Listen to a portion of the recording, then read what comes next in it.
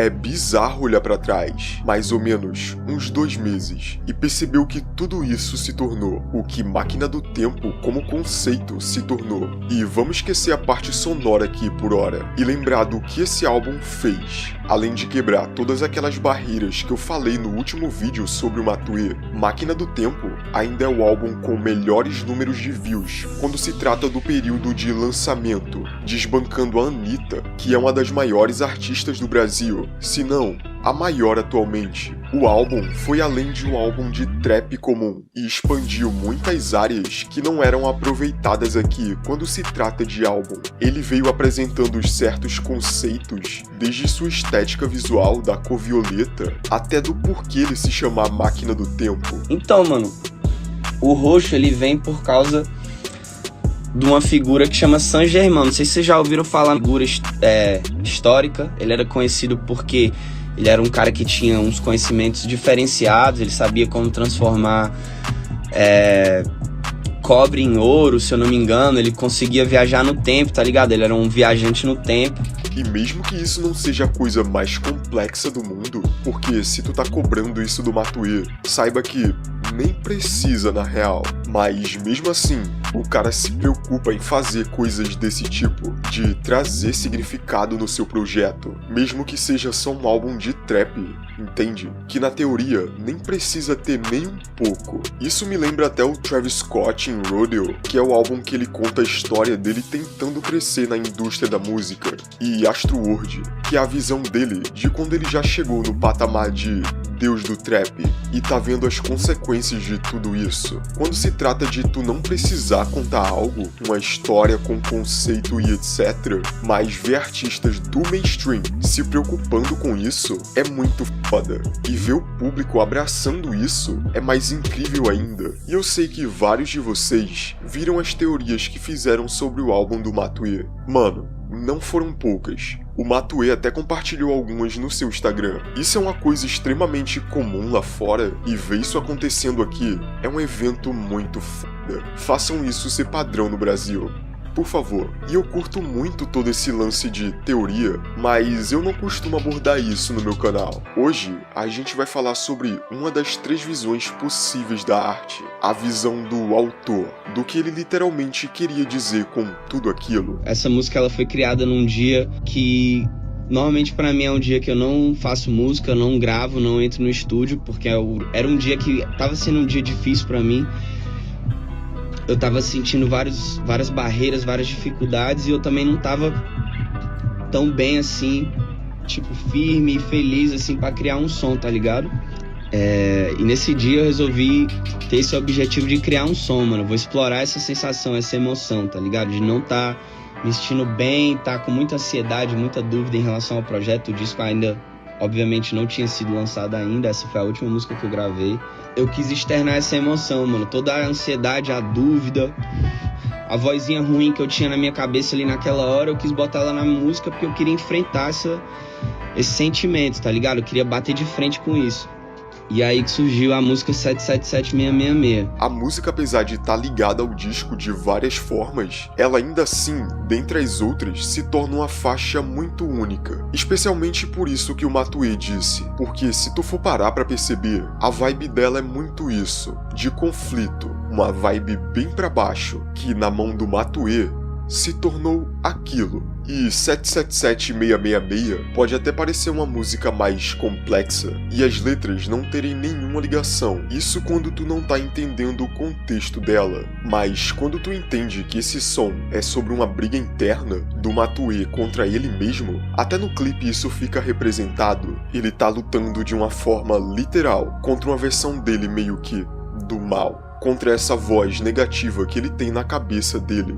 Bom, depois que tu percebe isso, fica bem mais simples da gente ver a letra em si. Eu acho interessante como Matue começa a música, não fugindo do tema principal do álbum, que tá mais na superfície dele, ou seja, drogas, mas aqui não falando só sobre como isso te deixa, entre aspas, poderoso e numa vibe muito boa quando tu consome, como ele curte muito enfatizar no álbum todo. Quando a onda bater, ela vai curar, ela vai te levar pra algum lugar fora dali, onde você tá. Vai mais um, é melhor esperar, porque quando a onda bater, tu vai ter que aprender a surfar. Eu curto a analogia e o trocadilho aqui, ao mesmo tempo que ele ainda tá falando sobre drogas e o quão alto ela te leva, mas a rima em si não é sobre isso. Ele termina com analogia sobre o hype e de como tu vai ter que aprender a surfar quando tu chegar no topo. A gente não pode esquecer em nenhum momento que essa música é sobre as inseguranças do Matuê. Se tu notar, não é difícil tu chegar ao topo da cena. Hoje em dia, não é nem um pouco difícil. É por isso que a gente vê tanta gente chegando lá facilmente e sendo aclamadas como o futuro do trap, mas elas não aprendem a surfar de verdade e meio que acabam se perdendo nesse caminho, seja por fazer besteira com a carreira ou simplesmente por não ter todo o talento que o público achou que ela tinha. Mas de algum jeito, tu tem que se adaptar pra sempre ficar no topo, muitas vezes fazendo coisas que tu não quer, e isso faz parte do game, porque o que importa no final é ganhar dinheiro. De repente, isso vira um vício. É o que o Matuê diz, né? Eu acho da hora como isso é tanto uma autocrítica, mas também soa uma crítica de uma forma geral pra cena. Porque no trap hoje em dia é dinheiro, droga e buteta. Eles só querem viver disso e ainda acham isso bonito. Tu percebe como isso soa hipócrita se tu for parar pra pensar. É uma crítica a tudo que o Matuê tá falando no álbum, em exatamente toda a música. E é exatamente isso. São ócios do ofício. Ganhar dinheiro é a meta do Matuê. Não importa muito o contexto. É por isso que ele é tão criticado por meio que ter uma música muito comercial pro trap, sabe? E em cada música ele vai ficando mais comercial ainda. É por isso que é importante essa música aqui. É interessante também como ele nessa música se põe como demônio, como o som dele vicia as pessoas, logicamente por ser comercial e viciante, etc. Mas no verso 3 do som, ele também se coloca como vítima disso, não em relação à sua própria música, mas de uma forma geral. Ele usa o exemplo do celular nesse trecho, visando as redes sociais, logicamente. Atualmente muitas pessoas passam boa parte do tempo das suas vidas consumindo futilidades e utilizando por várias horas do dia as suas redes sociais, que acabam afetando até na sua saúde mental. O próprio Matuê em seus stories disse que iria dar um tempo das suas redes, porque elas estavam afetando a saúde mental dele. Ele já disse isso várias vezes, que não curte muito ficar nas redes sociais. O bizarro é que mesmo depois do álbum, ele disse que ia dar um tempo nelas, mas ele voltou.